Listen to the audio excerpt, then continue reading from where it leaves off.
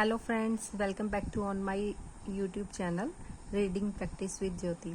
आज मैं आपके लिए लेके आई हूँ Hindi book 8th class chapter number 2। Last time हमने चैप्टर नंबर 1 किया था। होपफुली आपको सबको आया होगा समझ। तो आज हम करेंगे चैप्टर नंबर 2 जिसका नेम है 3 सवाल, अनुदित कहानी। इस चैप्टर के बारे में मैं कुछ बताना चाहती हूँ। जो ऐसे चैप्टर्स होते हैं आपको बड़े ध्यान से सुनना होगा, इस चैप्टर को समझना होगा, क्योंकि इन चैप्टर्स में सस्पेंस क्रिएट होता है और वो आपको समझना पड़ेगा ध्यान से। सो लेट्स स्टार्ट करते हैं। एक था राजा, वह बड़ा समझदार और धुन का पक्का था। वह जो सोचता उसका हल ढूंढकर ही चैन लेता। किसी भी काम में अपनी हार उसे बहुत अखरती। वह सोचता क्या उपाय किया जाए जिससे वह कभी ना हारे। एक दिन उसके मन में 3 सवाल उठे। पहला सवाल था किसी काम को करने का सही समय कौन सा होता है। दूसरा सवाल था किसकी बात सुननी चाहिए। और सबसे बड़ा तीसरा सवाल था कि सबसे ज़रूरी काम कौन सा है। अपने इन 3 सवालों का जवाब पाने के लिए राजा ने अपने राज्य में डुगडुगी पिटवाई। जो भी इन 3 सवालों का सही जवाब देगा उसे इनाम दिया जाएगा। इस बॉक्स में देखिए क्या लिखा है, सोचिए और बताइए राजा के इन 3 सवालों के जवाब आप क्या देंगे।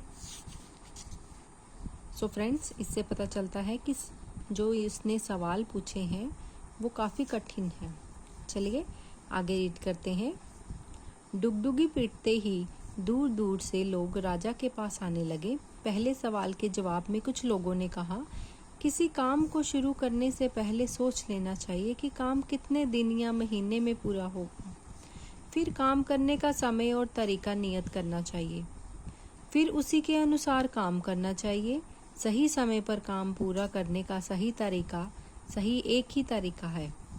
कुछ और लोगों का मानना था कि काम का समय तय करना कठिन है, लेकिन बेकार के कामों में समय ना गवाएं। जो भी आसपास हो रहा हो उस काम में लग जाएं। एक तीसरा दल भी था। उसका कहना था राजा अकेले हर काम शुरू करने का समय कैसे तय कर सकते हैं। राजा के पास सलाहकार होने चाहिए। उनकी मदद से राजा तय कर सकते हैं कि काम कब और कैसे किया जाए। Turn to next page. लेकिन कुछ और लोग भी थे। उनका कहना था हर काम का समय पहले से सोचना कठिन है। आलस में समय ना बिताएं। जो भी काम सामने हो उसे पूरा कर लें। किसी ने कहा कि कई बार सलाह लेने का समय ही नहीं होता, लेकिन जवाब तुरंत चाहिए। तब सही जवाब केवल जादूगर ही दे सकते हैं। बस वे जादू से सब कुछ जानकर राजा को बता देंगे। इसी तरह दूसरे सवाल के भी कई जवाब थे। कुछ लोगों का कहना था राजा के लिए सलाहकार बहुत जरूरी होते हैं। कुछ पुजारी और कुछ वैद्य को जरूरी बता रहे थे। किसी ने राजा के लिए सबसे अधिक आवश्यक सैनिकों को माना। तीसरे सवाल के जवाब भी कई थे। सवाल था सबसे जरूरी काम कौन सा है। कुछ ने कहा ज्ञान विज्ञान तो कुछ ने राजनीति, किसी और ने कहा दान धर्म। सारे जवाब अलग अलग थे। राजा को एक भी जवाब सही नहीं लगा। राजा ने सुना था कि पास के जंगल में बरसों से एक साधु तप कर रहे हैं। वे केवल साधारण जनों से मिलते हैं। उनके ज्ञान की चर्चा बड़ी दूर दूर तक थी। अपने सवालों का जवाब पाने के लिए राजा ने मन ही मन में उनसे मिलने का तय किया। दूसरे दिन राजा ने राजसी पोशाक उतार कर साधारण कपड़े पहने। कुछ अंगरक्षकों को साथ लिया। घोड़े पर सवार होकर राजा जंगल की ओर चल दिया। काफी देर बाद पेड़ों के झुरमुट में उसे साधु की झोंपड़ी दिखाई दी। राजा घोड़े से उतर गया। उसने अंगरक्षकों को वहीं खड़े रहने का आदेश दिया। फिर वह पैदल ही साधु के पास पहुंचा। राजा ने देखा साधु बड़ी लगन से झोंपड़ी के सामने की जमीन खोद रहे थे। उनका शरीर दुबला पतला था। कुदाल से खोदते समय वे जोर जोर से सांस ले रहे थे। राजा को पास आता देखकर साधु रुक गए। उन्होंने राजा का अभिवादन किया, फिर अपने काम में लग गए। राजा बोला, मैं आपके पास अपने कुछ सवालों के जवाब पाने की आशा से आया हूँ। मेरा पहला सवाल है, किसी काम की शुरुआत करने के लिए सही समय कौन सा है? दूसरा, मुझे किन पर ज़्यादा ध्यान देना चाहिए? और तीसरा, यह कैसे पता लगे कि सबसे अधिक ज़रूरी काम क्या है? मुझे सबसे पहले क्या जानना चाहिए? इधर बॉक्स में ध्यान दीजिए, सोचिए और बताइए, क्या राजा को अपने सवालों के उचित जवाब मिल पाएंगे? सवाल सुनकर भी साधु ने कोई जवाब नहीं दिया। वे काम में जुटे रहे। राजा कुछ देर चुपचाप खड़ा देखता रहा। साधु कुदाल चलाते, मिट्टी हटाते और हाँफ उठते। यह देख राजा का मन पसीज उठा। वह बोला, आप कुदाल मुझे दीजिए, कुछ देर मैं जमीन खोद दूं। साधु ने चुपचाप कुदाल उसे थमा दी। खुद जमीन पर एक तरफ बैठ गई। 1 घंटा हुआ, दूसरा हुआ, राजा जमीन खोदता रहा। जब सूरज पेड़ों के पीछे छिपने लगा तब कुदाल एक तरफ रख कर राजा साधु से बोला, मैं आपके पास 3 सवाल लेकर आया हूँ। आपने मेरे सवाल का जवाब नहीं दिया। यदि आप मेरे भी एक भी सवाल का जवाब नहीं जानते तो मुझे बताएं, मैं लौट जाऊं। इतना सुनकर भी साधु चुप रहे। किसी के दौड़कर आने की आवाज़ सुनाई दी। साधु ने कहा, आओ देखते हैं कौन आया है। राजा ने मुड़कर देखा। एक आदमी दौड़ता हुआ वहीं आ रहा था। वह दर्द से कराह रहा था। उसके पेट से खून बहकर उसके पैरों पर गिर रहा था। राजा के पास आकर वह कुछ बुदबुदाया, फिर बेहोश हो गया। राजा और साधु ने मिलकर उसे जमीन पर लेटाया, उसके कपड़े ढीले किए। उसके पेट में बहुत बड़ा घाव था। राजा ने उसका घाव धोकर पट्टी की, पर वह पट्टी खून से भर गई। राजा ने फिर से खून साफ किया और दूसरी पट्टी बांधी। 2-3 बार पट्टियां बदली, तब कहीं खून बहना बंद हुआ। उस आदमी को होश आया तो उसने पानी मांगा। राजा ने ताज़ा पानी लाकर उसे पिलाया। शाम ढल आई थी, हवा ठंडी हो चली थी। बाहर लेटा हुआ आदमी ठंड से कांप उठा। राजा और साधु ने मिलकर उसे झोंपड़ी के भीतर सुलाया। वह आंखें बंद किए चुपचाप बिस्तर पर लेटा रहा। यह सब करते करते राजा बहुत थक गया। देहरी पर बैठते ही वह गहरी नींद में सो गया।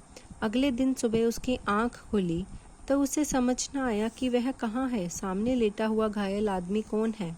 वह उसे एकटक देखता रहा। धीमी कमज़ोर आवाज़ में उस आदमी ने राजा से कहा, मुझे माफ़ कर दीजिए। राजा पहले तो अचकचाया, फिर बोला, मैं तुम्हें नहीं जानता। तुम मुझसे माफ़ी क्यों मांग रहे हो?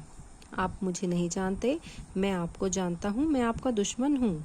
आपने मेरे भाई को फांसी की सज़ा सुनाई थी, उसकी संपत्ति जब्त कर ली थी, तभी मैंने बदला लेने की कसम खाई थी। मुझे मालूम हुआ आप साधु के पास अकेले आए हो।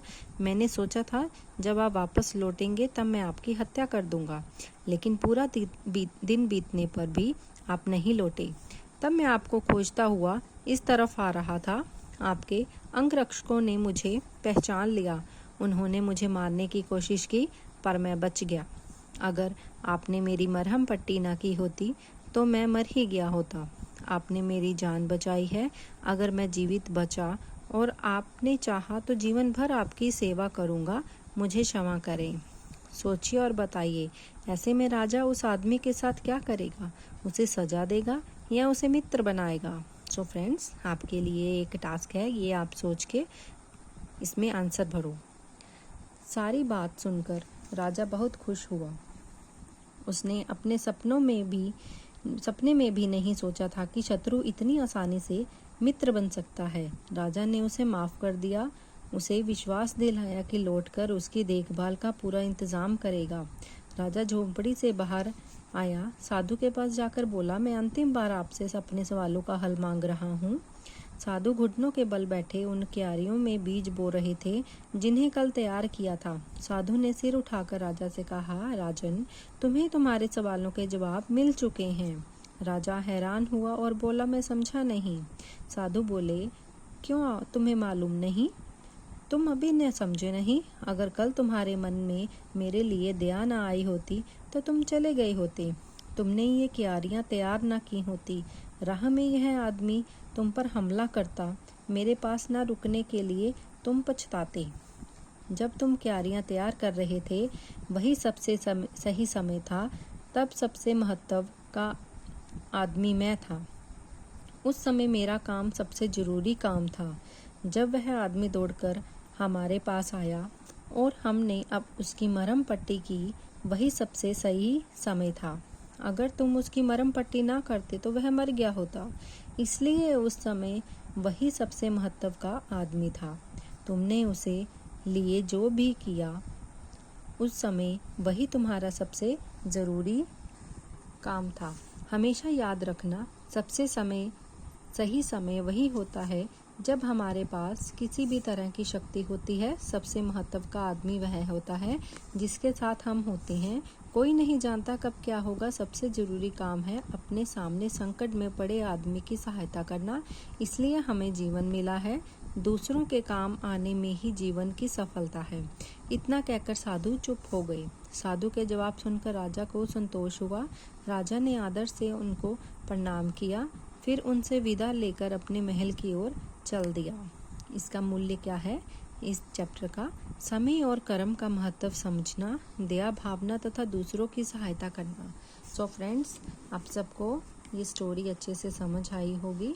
आप इसके क्वेश्चंस के आंसर ढूंढ सकते हैं और जिन पे मार्क किए गए हैं अपने क्वेश्चन आंसर इसमें से देख सकते हैं।